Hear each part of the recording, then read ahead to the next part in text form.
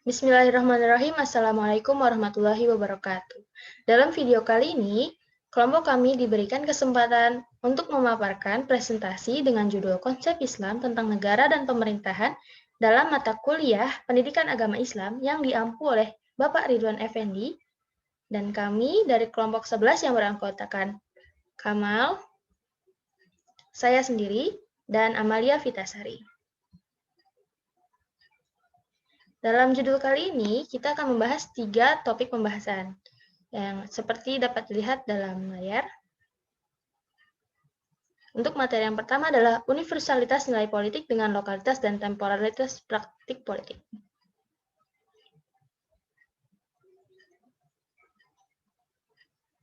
Pengertian universalitas Islam terbagi menjadi 2, yaitu secara etimologi dan secara istilah. Secara etimologi berasal dari kata bahasa Inggris yang disebut universe, seluruh bidang, dan universal, semesta dunia. Dalam kamus Al-Munjid, didapatkan kata asyamlah yang berarti sesuatu yang luas. Sementara menurut istilah, menurut Yusuf Qaradawi, risalah Islam adalah meliputi seluruh dimensi waktu, tempat, dan kemanusiaan yang mencakup keabadian, internasionalitas, dan aktualisasi. Sementara menurut Abdul Karim Zaidan, universalitas Islam adalah sistem universal yang meliputi seluruh perkara kehidupan dan tingkah laku manusia. Sementara menurut Imam Hasan al-Banna, universalitas Islam adalah sistem universal yang mencakup seluruh aspek kehidupan. Dapat disimpulkan, universalitas Islam adalah risalah yang menyeluruh dalam berbagai bidang dimensi yang meliputi perkara kehidupan dan tingkah laku manusia, merujuk pada sikap hidup yang mencerminkan penyerahan diri manusia dan kepatuhan kepada Tuhannya yang akan mewujudkan kedamaian, kesejahteraan, serta kesempurnaan hidup lahir batin dunia dan akhirat. Politik dalam Islam berasal dari kata siyasatun, yang artinya mendidik, mengurusi, dan melatih. Siasah dalam Islam terbagi menjadi 2, yaitu siasah syariah dan siasah bukan syariah. Siasah syariah adalah siasah yang membawa urusan manusia sesuai dengan pandangan syariat Islam. Dan siasah bukan syariah adalah siasah yang membawa urusan manusia sesuai pandangan manusia. Jadi dia dituangkan dalam bentuk perundang-undangan sebagai pengganti dari ajaran Islam. Menurut Imam Hasan al-Banna, politik adalah bagian dari Islam yang tak mungkin dipisahkan. Karena tujuan politik dalam Islam adalah kebahagiaan dunia dan akhirat. Secara garis besar, politik adalah urusan yang mengurusi manusia. Politik dalam Islam menjunjung tinggi nilai keadilan yang universal, yaitu nilai yang berlaku untuk seluruh manusia dan untuk semua golongan. Politik dalam Islam juga menjunjung tinggi nilai-nilai agama dalam sebuah pemerintahan. Sebagai contoh adalah negara Indonesia. Negara Indonesia dengan keragaman agama yang ada di dalamnya menerapkan praktik politik demokrasi. Dalam praktik politik demokrasi di Indonesia terdapat konsep musyawarah yang sesuai dengan konsep politik Islam. Musyawarah berasal dari kata syawaro yusyawiru yang artinya saling memberi dan meminta saran. Musyawarah juga sebagai pertemuan yang mendiskusikan silang pendapat untuk menemukan pemikiran yang terbaik.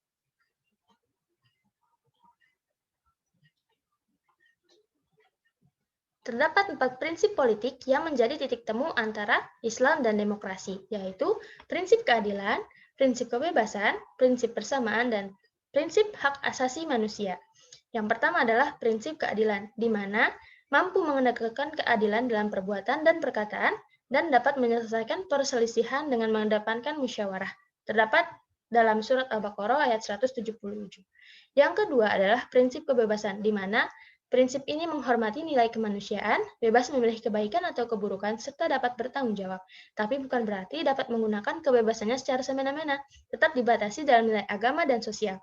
Dapat dilihat dalam surat Al-Isra ayat 15. Yang ketiga adalah prinsip persamaan, prinsip di mana semua manusia adalah sama di mata Sang Pencipta kecuali dalam hal takwa. Dapat dilihat dalam surat Al-Hujurat ayat 13. Dan yang keempat adalah prinsip hak asasi manusia. Hak asasi manusia adalah hak yang dimiliki manusia dari lahir hingga akhir hayatnya. Di sini terdapat contoh beda manusia dan hewan dengan ada dan tiadanya akal. Manusia diberikan akal oleh Allah agar bisa membedakan yang baik dan yang buruk, agar tidak berperilaku seperti hewan. Baik, Materi selanjutnya akan dijelaskan oleh rekan saya. Assalamualaikum warahmatullahi wabarakatuh. Perkenalkan, saya Amalia Iftasari. Di sini saya akan membahas mengenai variasi pandangan umat Islam dalam melihat relasi Islam dan negara. Nah, selanjutnya, variasi pandangan umat Islam dalam melihat relasi Islam dan negara. Ada satu memori kolektif yang kuat di kalangan umat Islam, yaitu terdapat doktrin yang berbunyi, Al-Islam huwa al-din wa idaulah. Islam adalah agama dan sekaligus kekuasaan.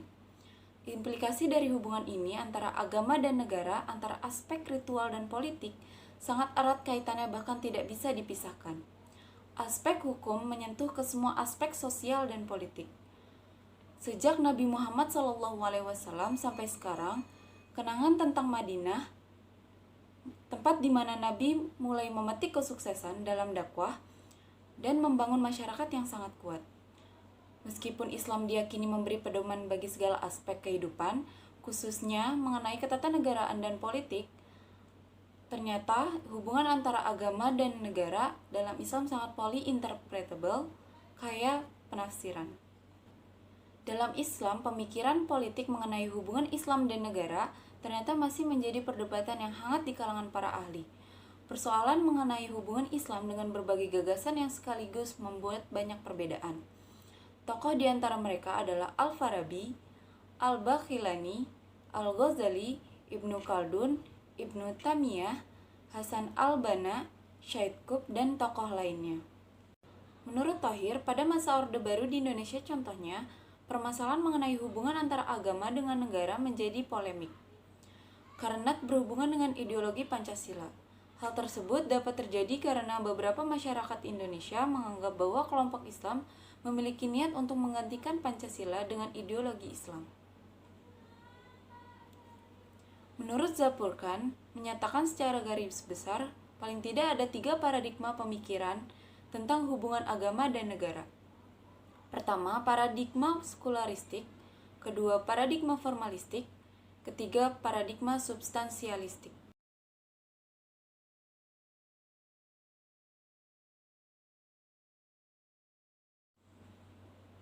Yang pertama, paradigma sekularistik yang mengatakan bahwa Islam tidak ada hubungannya dengan negara, karena Islam tidak mengatur kehidupan bernegara atau pemerintahan.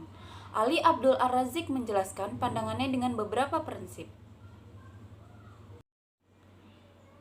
Prinsip pertama, tidak ada sistem khilafah dalam Al-Quran dan Sunnah. Menurut Razik, khilafah merupakan kepemimpinan umum dalam urusan agama dan dunia menggantikan Nabi SAW. Ibnu Khaldun menguraikan pengertian khilafah secara komprehensif, yaitu khilafah adalah memerintah rakyat sesuai dengan aturan syara demi kebaikan akhirat mereka dan juga kebaikan dunia yang kembali pada kepentingan akhirat. Sebab menurut syara, persoalan-persoalan dunia semuanya kembali kepada kepentingan akhirat.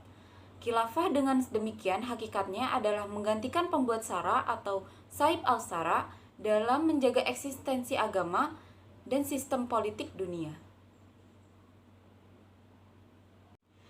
Definisi tersebut mengindikasi bahwa bagi kaum muslim, kedudukan seorang khalifah berada dalam posisi Rasul SAW yang bukan saja mengurus persoalan agama, melainkan juga permasalahan-permasalahan dunia. Selanjutnya, prinsip kedua, Nabi Muhammad SAW seorang Rasul bukan penguasa negara. Menyatakan sosok pejabat negara juga bukan seorang Nabi. Menurutnya, umat muslim cenderung berpandangan jika Islam merupakan himpunan politik dan agama yang dasarnya dibangun oleh Rasul SAW. Padahal, seorang nabi memiliki tugasnya tersendiri, yaitu tidak mengurusi keperluan kehidupan duniawi dan tidak mempunyai ihwal mengenai kekuasaan politik, melainkan nabi bertugas untuk menuntun manusia menuju jalan Allah Subhanahu wa taala. Selanjutnya, prinsip ketiga yang menyatakan sistem politik Islam diserahkan pada akal manusia. Dengan menelusuri argumen-argumen Abdul Al-Razik sejauh ini bahwa sistem khilafah bukan model pemerintahan dalam Islam dan Rasul SAW. Hanya sebagai penyampai risalah, bukan penguasa negara. Lalu bagaimanakah bentuk pemerintahan dalam Islam?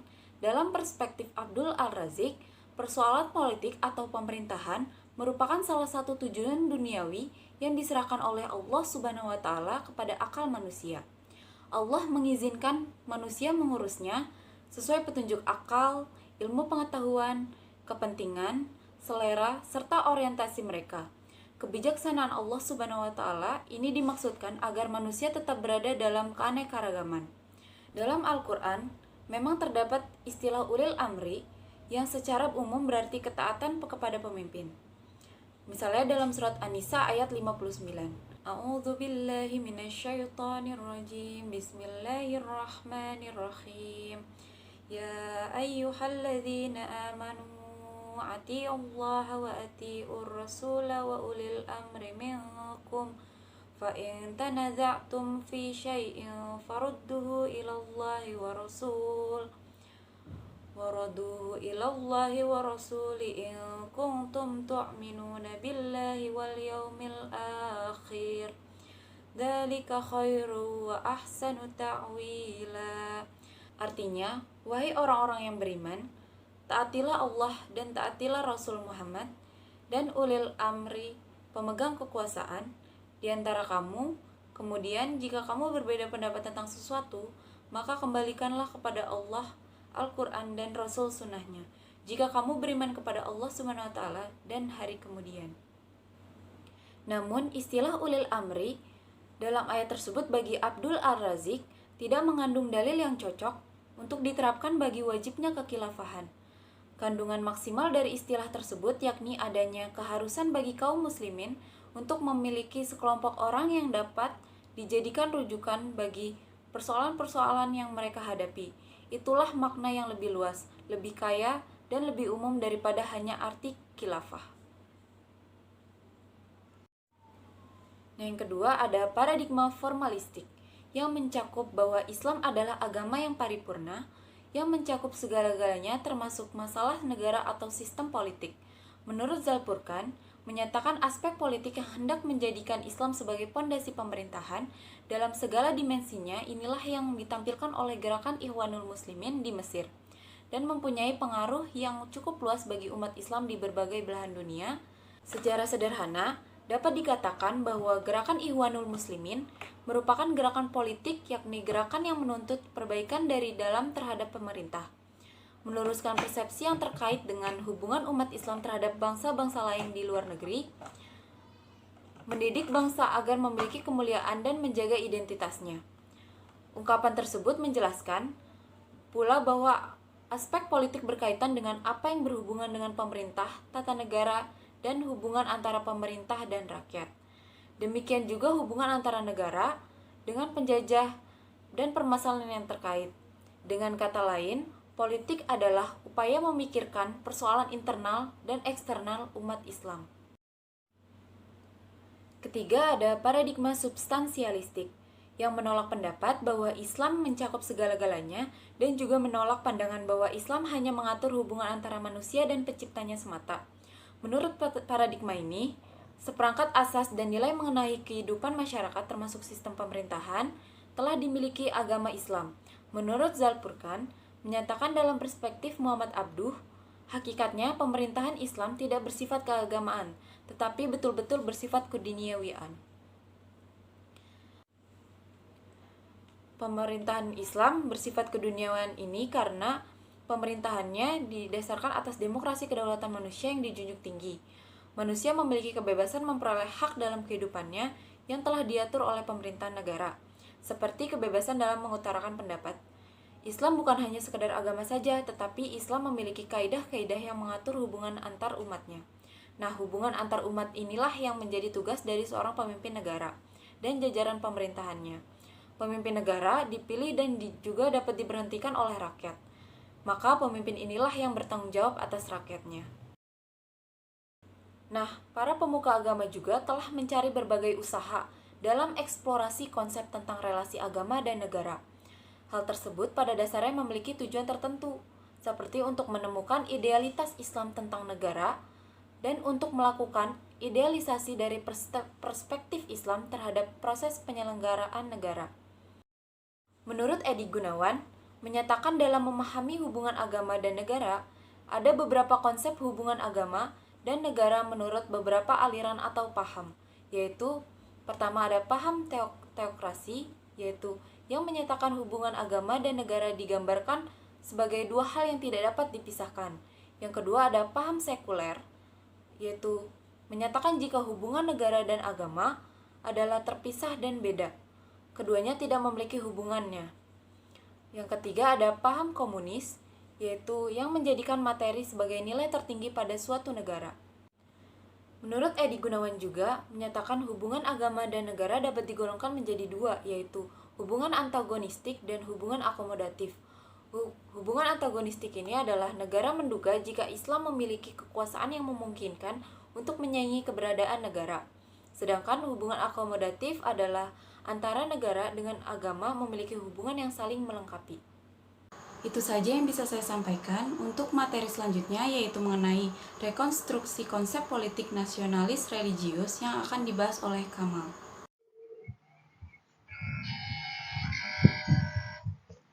Jadi sensor suara.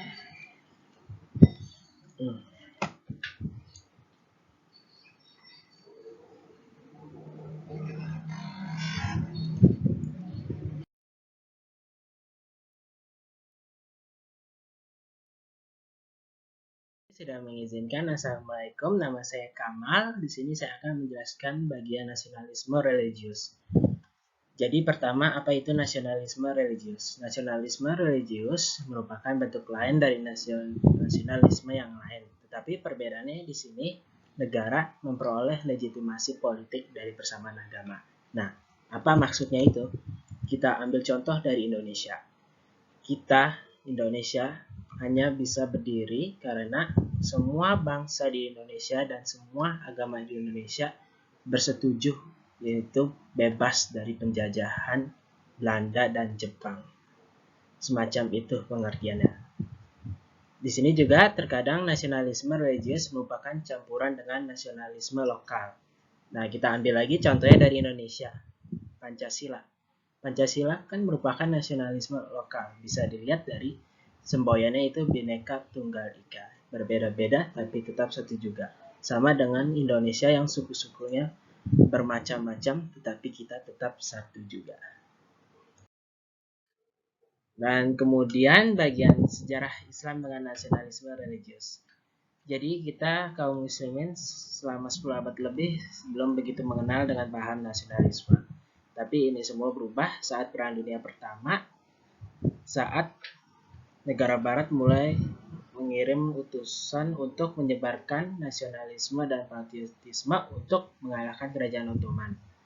Setelah kerajaan Ottoman kalah, gerakan nasionalis religius Islam tersebar hingga ke Asia Tenggara. Dan di sini salah satu contoh dari nasionalisme religius, yaitu Arab nasionalisme yang terjadi saat Perang Dunia Pertama.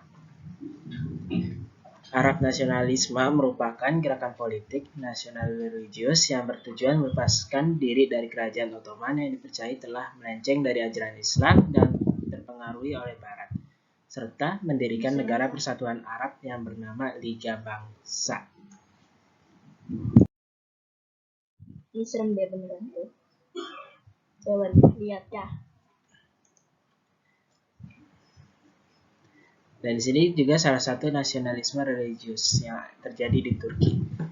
Di sini Turki merupakan yang tujuannya itu untuk membebaskan dan membersihkan pengaruh Barat dari Turki yang dipimpin oleh Mustafa Kemal Atatürk dan membentuk Turki Republik negara sekarang.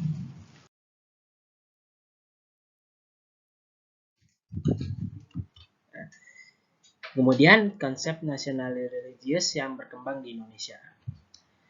Nasionalis religius berkembang di Indonesia saat partai Islam seperti Serikat Pedagang Islam didirikan pada tahun 1909. Walaupun pada tahun 1930 dibubarkan, konsep ini terus hidup. Kemudian konsep ini mencapai puncaknya saat perumusan dasar negara atau ideologi Indonesia, di mana terjadi perseteruan antara nasionalisme dengan religius. Tetapi akhirnya ditemukan kesepakatan, yaitu Pancasila.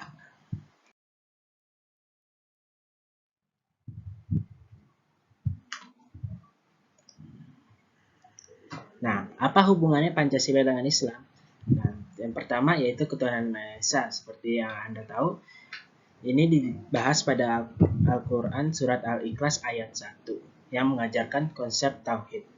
Pada sila kedua yaitu tentang kemanusiaan yang adil dan beradab sesuai dengan kandungan Surat Al-Maidah ayat 2 yang mengajarkan Muslim untuk saling tolong-menolong dan tidak membenci satu sama lain. Sedangkan pada sila ketiga, persatuan mempunyai kandungan sama dengan Al-Hujurat ayat 9, 10, dan 11 yang mengajarkan untuk tidak mengolok kaum satu sama lain.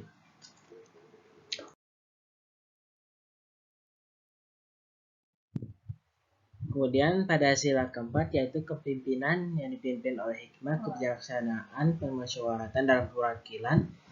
Kandungannya itu sama dengan Surat Al-Mujadilah ayat 9 dan 11 yang berisi tentang majelis atau musyawarah. Sedangkan pada sila kelima, keadilan sosial bagi seluruh rakyat Indonesia, kandungannya sama dengan Surat An-Nahl ayat 90 yang mengajarkan untuk berbuat adil dan memberi sedekah. Sekian dari saya, terima kasih.